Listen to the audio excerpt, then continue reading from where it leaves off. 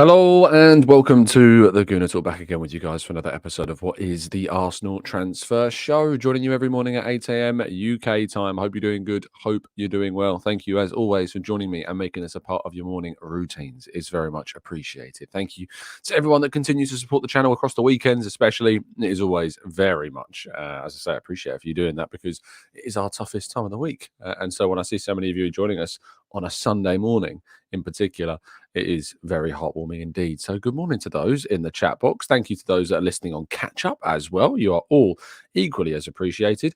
Pikahu, good morning to you. Paul, Maximius, Marcus, we've got Black Shiner, Matt Tomo and Vala. We've got Matt G and Damien. We've got Olawale and Peter and Stevie and Angela and old Dave. We've got Mark. We've got Glenn. We've got Process. We've got Franklin, Louis, Paul, loads of usual faces as well as always in the chat box. And thank you to those that maybe are joining in for the first time. It is very much appreciated. Those that are, it means absolutely everything to see some new faces into the chat box. If you're not already subscribed to the channel, please make sure that you do that. I noticed that we are only, I think I checked this morning, 4 subs from 53,000. So if you want to be in those, 5. Oh, that's a shame. It was 4. Oh, apparently my intro wasn't very good. 5 subs away from hitting 53,000. Thank you to everyone that has indeed jumped in. I do notice as well that we're getting comments off of Twitter, which I think is as dangerous as it is exciting. So yes, Jason is joining via Twitter. Fantastic to see. So's Wayne, OG TGT. Wayne in the chat box as well. So there is also Twitter comments as well. That's scary, that is. That's the first time I've noticed that. Hello, everyone on Twitter that's joining us as well. If you haven't already hopped over to YouTube, please make sure that you do. If for some reason StreamYard's not showing anything, there it is. It's back and it's working now, which is great. But yes, thank you and good morning to those joining us on Twitter as well. How interesting. Anyway, we're going to jump into today's stories. Oh, sorry. Yes, it's X, I should say. It's the app formerly known as Twitter. It is indeed X now. Right. Let's jump into today's stories, shall we? Kick off with yesterday's very disappointing defeat against Tottenham in the North London derby at the Tottenham Hotspur Stadium. Arsenal had 31 shots on goal with 8 on target. Martha Thomas scoring the only goal of the game, one of only 5 Spurs shots. And despite Jonas Alderweireld's best attempts to go very attacking, bringing on Lacasse and Miedemar and Cooney Cross and Blackstenius, nothing could do the job. And sadly, Arsenal missed out on their chance to go to the top of the WSL table. And of course, it does leave Arsenal now very much open to losing that kind of level playing field that they joined up when they beat Chelsea last week. A real frustrating waste of an opportunity from Jonas Alderweireld's side yesterday. So hopefully they respond because they need to, and it's never good to see Arsenal lose a North London derby. Looking at the Premier League results from yesterday, Chelsea beating Sheffield United in a much-needed victory for them, 2-0 victory over them. But it was not exactly easy to come by. It was 0-0 at half-time, I believe, before the likes of Cole Palmer eventually broke through the deadlock in the second half. Newcastle United won 3-0 against Fulham in a game which we'll talk about a little bit more very shortly. And Burnley lost 2-0 at home to a Everton side that just continue to keep on winning. There is really nothing else to say except that Everton have done fantastically well. And ultimately, they deserve to be where they are now and working their way outside of the relegation zone. So fantastic work for Everton in what they're doing currently, which is also really, really good to see. But the biggest result in terms of games that, of course, finished, and you'll know what I mean by that very shortly, was the Manchester City 2-2 draw with Crystal Palace. The result means that Arsenal can, of course, take a 5-point lead over Man City, should indeed they beat Brighton in today's game at the Emirates Stadium, of which I'm very excited to be in attendance for. Was unable to go out to Eindhoven in the week, so it's good to get back to action and get back to the Emirates and back to the press box and see what Arsenal can achieve. But it is a very, very difficult opponent for Arsenal. Arsenal and their records against Spurs is, against Brighton is not very, very good whatsoever. What we have done is win one game in the last, I think, 4 attempts at home. That we've won 2 games at the Emirates against Brighton since like 2016, something silly like that. They are a bit of a banana skin of a side for us. And Roberto De Zerbi and Graham Potter seem to find a way around what Mikel Arteta wanted to do with his side. And so Arsenal will be the fitter of the two teams because Brighton, of course, played on Thursday. They played in their game against Marseille, in which they won 1-0 very late on to top their Europa League group. Arsenal have had a little bit of extra recovery time, but it is worth noting that they travelled to Eindhoven on Tuesday and so therefore would have been recovering Wednesday, maybe even recovering Thursday with some training on Friday. So it's not guaranteed that they'll be completely recovered, but Brighton certainly, and their European exploits will have more of a detrimental impact on the fatigue that they might expect to see. So Arsenal will be hoping to take advantage of that in today's game. But yes, Crystal Palace with a 95th minute equaliser from the penalty spot. Phil Foden with a pretty terrible challenge. I think it was on Mateta in the box trying to clear the ball, and Mateta did fantastically well, scored the first goal, and then we saw Michael Olise score the second to equalise after Man City again without Erling Haaland unable to take their chances. I tweeted out yesterday saying there was something very Arsenal of old, perhaps, about Manchester City's draw in the sense that they dominated the game, took the lead, but couldn't take take it even further. And eventually, because they didn't take their chances, it came back to bite them. But I think that's an Arsenal of old. A Man City showing a little bit of a tendency maybe to drop points where they really, really shouldn't. But I think the biggest story that we can all agree from yesterday's games, and why I've rightly talked about this separately, was the really sad news that Tom Locklear was confirmed to have suffered a cardiac arrest on the field in the game against between Bournemouth and, of course, Luton Town.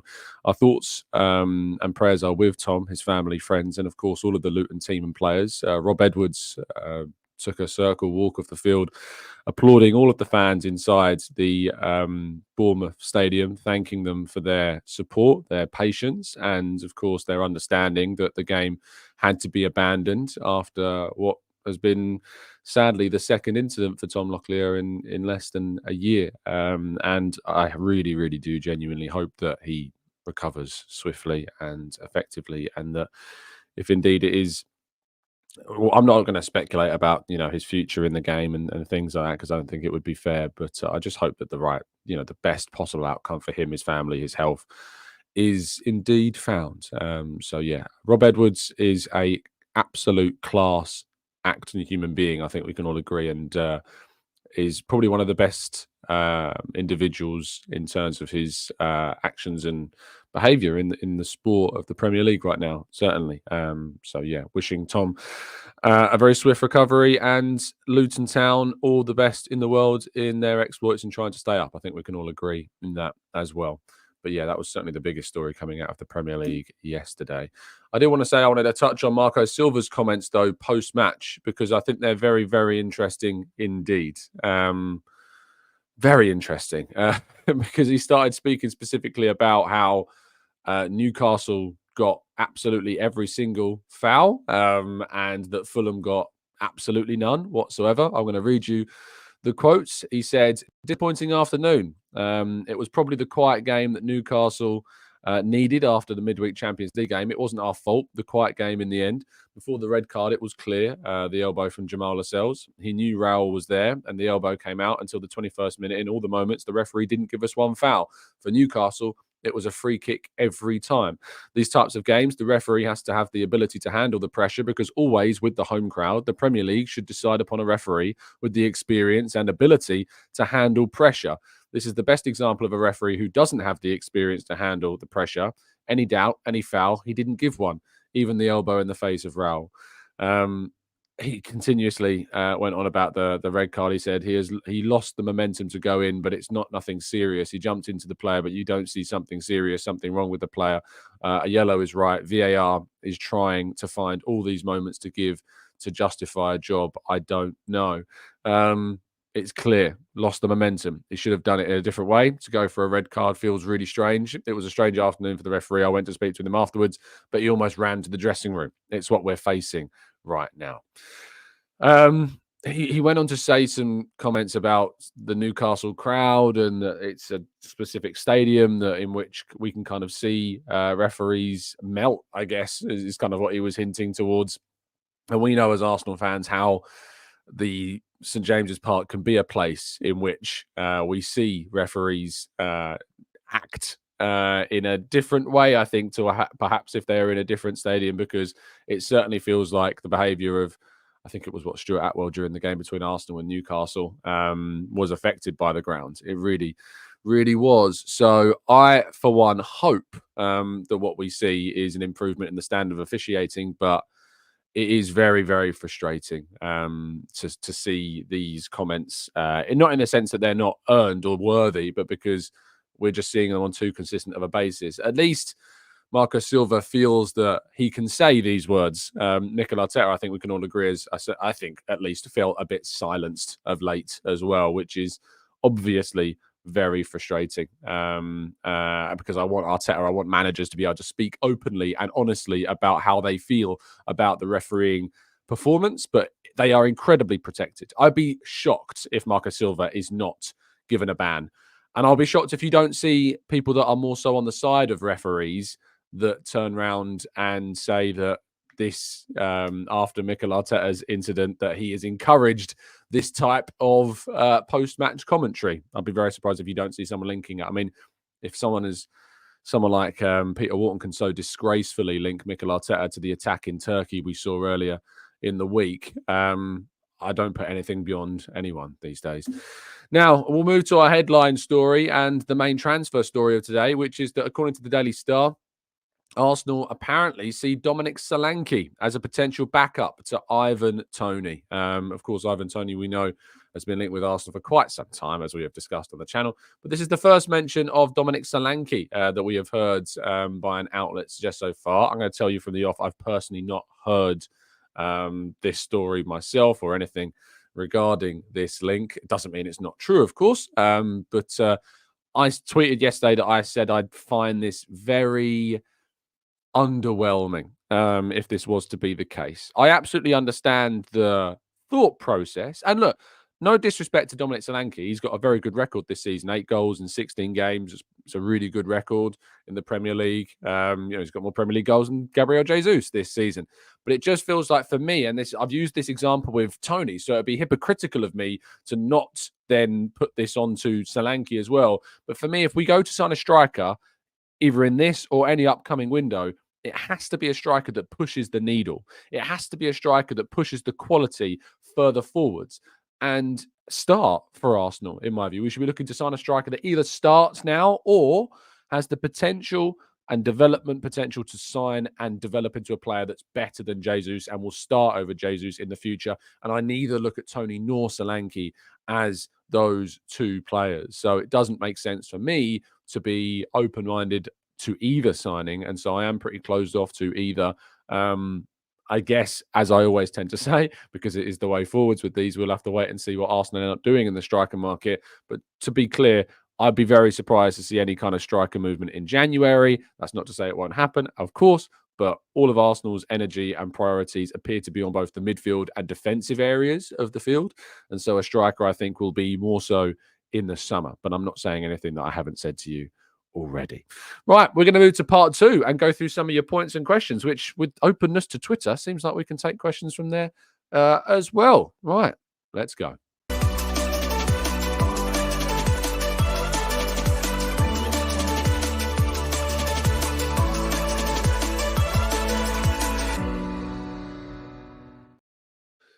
So let's jump into the chat box, which, as it says, is including comments not only from our YouTube channel, which if you're not subscribed to, please make sure you do. Should I do a quick refresh?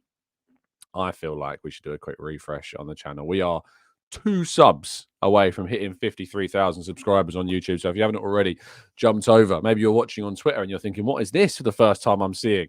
Yes, you can hop over to YouTube and become our 53rd thousandth subscriber. If you would like to help us out, please make sure that you are checking that you're subbed, if not already. Okay, let's go to Ethan, who says, do you think Jonas Eidevall stays on this season if we finish trophyless? He's got a plethora of talents to choose from, and we've just had some bad results so far this year. He only just signed a brand new contract with Arsenal, so I'd be very surprised if he didn't stay on. They have a lot of faith in him as a coach. if it did, we started to fall away very quickly from the WSL, title race and maybe fill out the Conti Cup and the Women's FA Cup as well, then maybe we would see something. Maybe we would see some movement managerially. But at the moment, there's not any suggestions that Jonas Eidevall's position is at risk. The process says, I do not think that Osimhen takes our attack a level up. He just adds a different dimension to it. Am I crazy? Can we do a stat comparison between him and Gabby Jesus? Yeah, we can. I can tell you that Gabby Jesus's goals and assists per 90 last season was 0.7.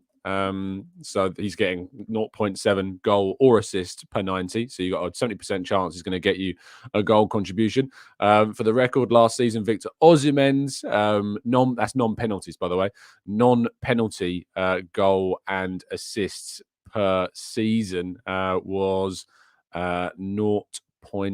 Let me find this 0.98. So quite a considerable amount high. You've nearly got 100% chance that in one game he's going to get you a goal or an assist. And I don't know if you saw Victor Osimhen's assist for Napoli yesterday. I don't know who didn't, because it was one of the most viral things that was going around the internet and social media yesterday, but it was absolutely ridiculous. The little keepy uppies, the step ups, just keepy uppies and keepy ups, isn't it? There's a lot of ways of saying those words. Keepy uppies is what we used to call them. Kick ups, keepy uppies. Yeah, I mean, there's lots of ways. I don't know. A lot of people, depending on where you live, call them different things, but amazing bit of skill. And then, of course, the setup as well for the goal. Brilliant. So it's showing he can't just score goals. He can create goals as well. This season, his goals and assists minus penalty kicks per 90 has dropped to 0.7. But it's also probably worth bearing in mind that Gabriel Jesus's that was 0.7 last season has also dropped. He's gone down to just a quick look at this per 90. He's gone down to 0.41. So of course, across the whole season, we can get a better idea of that. But yeah, let's wait and see. Jorgen says, "Can you show us, Tom?" No, because of copyright reasons. I can't show you that assist, I'm afraid. Chima says, "Question: who would you prefer to see at Arsenal if we could get Elise or Neto?" Neto. The reason why, you may question why, but Arsenal need a rapid wide forward. That's what Arsenal need to bring into the squad, because we've kind of got the technical, dynamic, dribbling winger in Trossard already. And you could argue Nelson is also to a lesser degree that as well. And so because of that, bringing in a really fast, rapid guy that can go, if you want to bring off Saka, you want to bring off Martinelli, and you don't want to lose any of your pace in behind and keep up the fitness, then you need a Neto to be able to do that. So I would prefer Neto over Elise, and I think there is a very clear reason as to why. The Gooner says, "I'm probably being naive and ignorant, but is a cardiac arrest really that grave that a game needs to be called off? I don't understand what the objective achieves." To be blunt, yes, you are being naive and ignorant. During the game between Luton and Bournemouth yesterday, you have to consider the impact that incident has on the coach, which saw Rob Edwards effectively break down to tears as he circled the Vitality Stadium field and showed his appreciation to the patience and support of the fans in the ground. But you have to consider the fact that someone who is a close friend that you work with day in, day out has suffered something which can, as I'd say the majority of us all know, can and is life-threatening. So to suggest that you wouldn't continue the game is incredibly naive. And I don't mean that with disrespect. I mean that with just blunt honesty, that it is incredibly, yes, naive to think that a game could continue. I know that we saw it during the Euros between Finland and Denmark when Christian Eriksen suffered his own. And I personally think it was wrong that game continued. I was shocked to see that game continue. And if I was in an Arsenal, if it was a Champions League final with Arsenal against Real Madrid, and Arsenal are winning in the Champions League final, and one of all the opposition players was to go through the exact same incident, I would be saying that this match needs to be stopped, because it is the right thing to do. Because there is bigger things in this world than this sport. It is. I know that we hate it when people say it's not just a game, because it's so much more than that. But when it comes to those things, football is incredibly trivial, and that these things are far, far, far more important. So yes, I do think you might be being naive and ignorant to that, but I mean that with the utmost respect and just in honest answer to your question. UD the Gooner. Rob says Edison's foul equals a yellow. How? He was last line of his defence and should be a red card. How is it any less bad than Jimenez's red card? He took out the player, and it was also a penalty for Fulham, was dissimilar to Jesus's.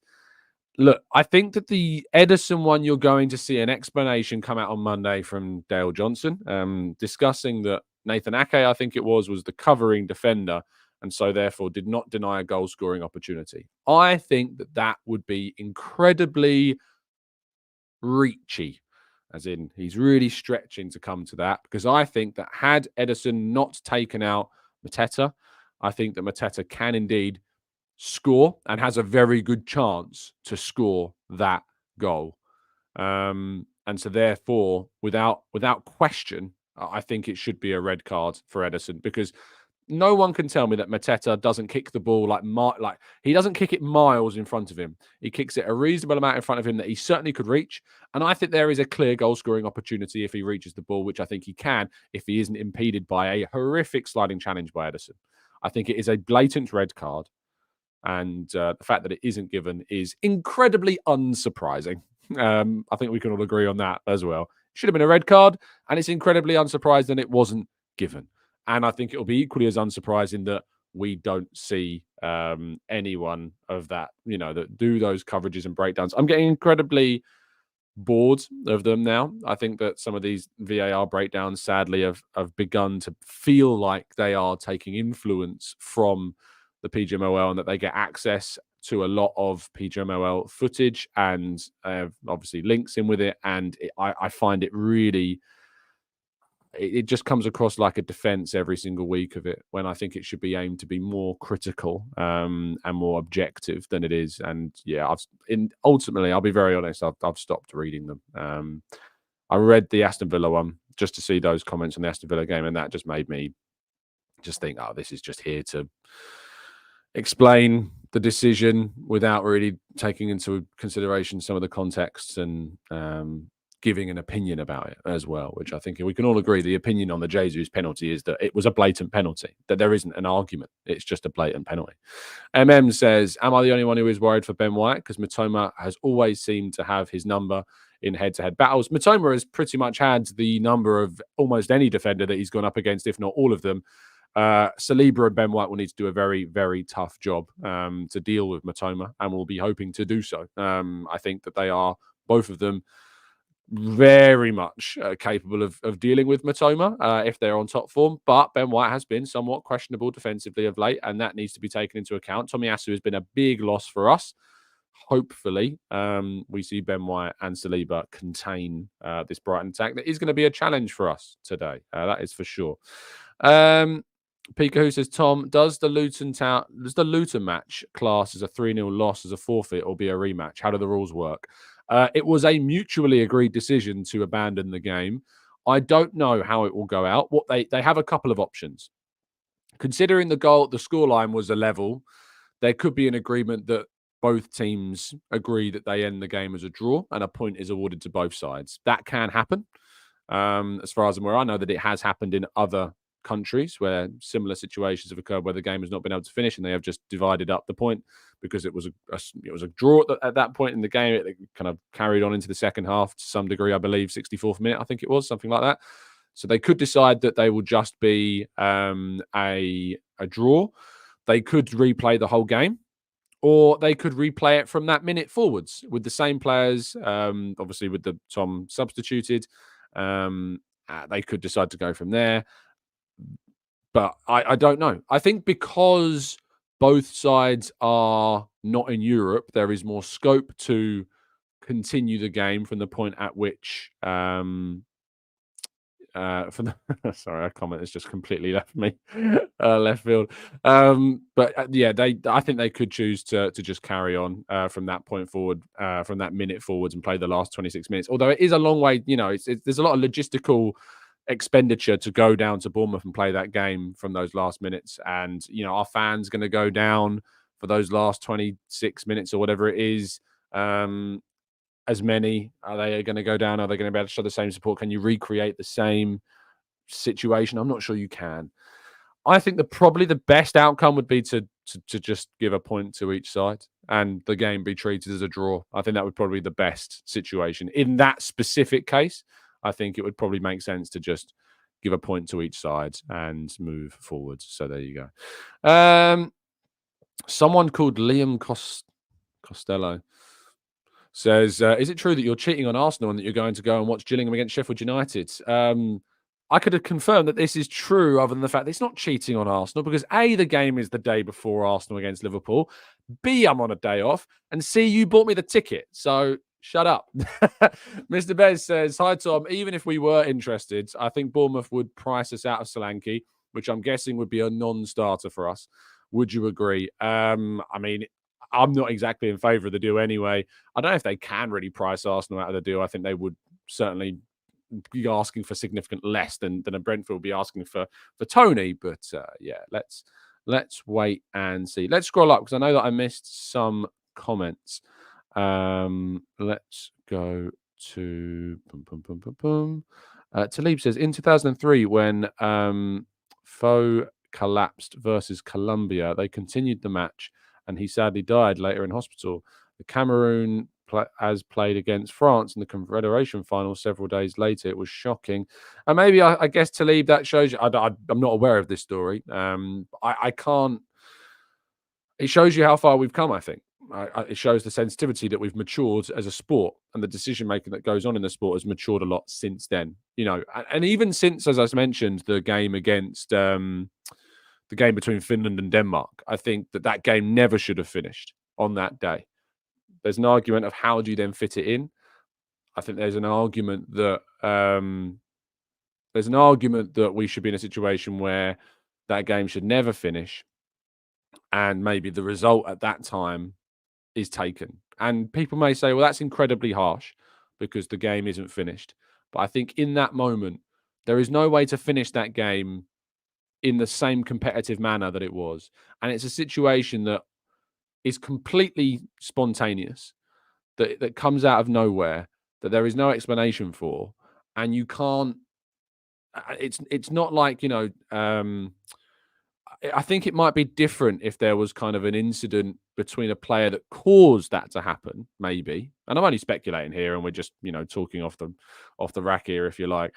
But I think it's different if there's a causation. But if it's completely, it's just an act of misfortune, like it's just misfortune, then I think that you probably have to take the result at the time, of which in this case is a draw, and you take that result and you move on and you move forwards. I think that is the fairest way to do it because you can never recreate that game state again. So I think at that point, whatever the scoreline is, you probably take that as the result, because some things are just, as Franklin says here, some things are bigger than football, and that just comes secondary to what we saw yesterday. Maximilian says, Tom, score prediction, Arsenal 3, Brighton 0, screamer from the edge of the box, and birthday boy Martin Ødegaard, of course, who is his birthday today. Happy birthday to Martin.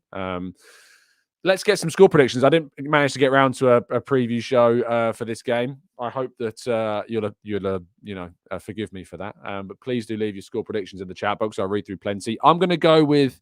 I think we're going to see goals in this one. I'm going to go 4-2 Arsenal in this game. Goals from Gabby Jesus, Kai Havertz, Bukayo Saka with 2 in this game. So no Ben White screamer, surprisingly not. I think he's going to be very much at the back trying to defend Matoma. So I'm going to go 4-2 to the Arsenal in this one. Let's see what you guys are saying. Byron says 2-1 to the Arsenal. Ben White screamer and Kai Havertz to score again. Mrs. Thierry Henry says 2-1. Jurgen says 2-1. Bagel Crisp says 3-2. Darren says 2-0. Dao, who I now know to pronounce correctly, says 5-1. Marcus says, so what is your starting lineup? I'll come to that in a second. Jason says 2-0, joining us on X. Marcus says 3-2. Redknapp says 10-0. Off the crossbar says 2-0. Steve Stone says 2-1. Trader Mike says 3-1 Arsenal. Kai Havertz, Martin Ødegaard, and who's BS? Bukayo Saka. I was thinking, who's BS? Right, it's unfortunate initials, isn't it? And Raya blooper to concede. That's because Mike loves Ramsdale. That's the only reason he's gone for that. It's sordid, that is. Lucas says 4-3, a Cedric last-minute screamer, I imagine. Old Dave says the Gunners 4, a Jesus Brace, Kai and Nelson on the score sheet. Pika Who says 3-1 Havertz. Boston says 3-0 as well. In terms of my predicted lineup, predicted lineup, I'm going to go with obviously Raya, White, Saliba, Gabriel, Zinchenko, Rice, Havertz, Odegaard, Saka, Martinelli, and Jesus. And I've saw a few people in the chat box asking, do we think Thomas Partey will be in the squad today? I have absolutely no idea. There's been constant rumours and suggestions over the course of the end of this week suggesting that he could indeed make the squad. We will have to wait and see. I still think it's unlikely, but I'm really happy to be proven wrong, and I'd love to see it. Obviously, we'd love to see him back and fit and ready and playing. If we can get him some minutes at the end of the game, if he is ready to be back before the game against Liverpool, amazing. But I don't want to get people's hopes up because we don't know.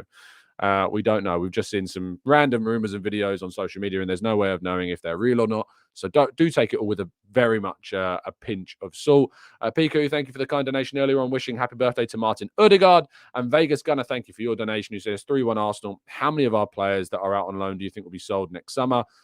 Marquinhos, Tavares, Lokonga, I think will all be sold. Tierney, I think will be sold. I think that's about it, isn't it? I think there's a lot on from the youth team, of course, as well. Maximilian says Charles Watts said that it was an old pick. I suspected that it was, and he said he's not ready yet. Charles is very, very good sources on the Partey side of things, so I have no reason to think that Charles is certainly anything but accurate on that. So, sorry, anything but is that the phrase? Anything but accurate. Yeah, that's definitely the phrase. I was thinking, hold on a second. Anyway, thank you to those that have continued to support the channel and continue to watch us as well. Should I do a quick sub count? Let's see if we've managed. Yes, there it is. 53,000 subscribers. Thank you so much for helping support the channel. It is so appreciated in making this the community and the place that it is. It means a lot. So thank you to those of you that have been with us for a long time and those of you that have been with us for a short time. If you enjoy our content and think, wow, that'd be great to meet some of the people that join us every single day in the chat box and people that watch the show every single week, you can get tickets to our live event that is down in the description. I may have mentioned somebody's name on the show today that may be on the panel, of which I will be revealing in the new year in January. So I look forward to showing and sharing with you our lineup for our live event, but there is only a couple of handfuls of tickets actually left. So don't wait. Tickets are down in the description. We are going to be live at the Old Queen's Head on the Essex Road in February 22nd, Thursday evening, which is always a good evening for stuff to go on in London because everyone knows they take the day off on a Friday. So you can enjoy yourself, have a few drinks, enjoy the podcast, live podcast with, who knows, some games, maybe in a little bit of a waka waka. You never know. Thank you so much for listening. Thank you for helping us reach 53,000 subscribers. It is very, very kind of you indeed. I'll be back with you tomorrow morning to break down today's game against Brighton and to break down all of the ins and outs from the fixture and any other transfer news that needs to be discussed that breaks today, although usually on match day it's pretty quiet, but we'll of course be talking about the game in plenty of detail. I'll be at the Emirates a little bit later on today. I hope to see any of you. If I do, don't be shy. And it's always a pleasure to see anybody at the game that comes over and says hello, even including the policeman that did the other week, which is amazing. So thank you for that. And I'll speak to you all very, very soon. Have a fantastic day. Let's hope for a massive 3 points. And as always, up the Arsenal.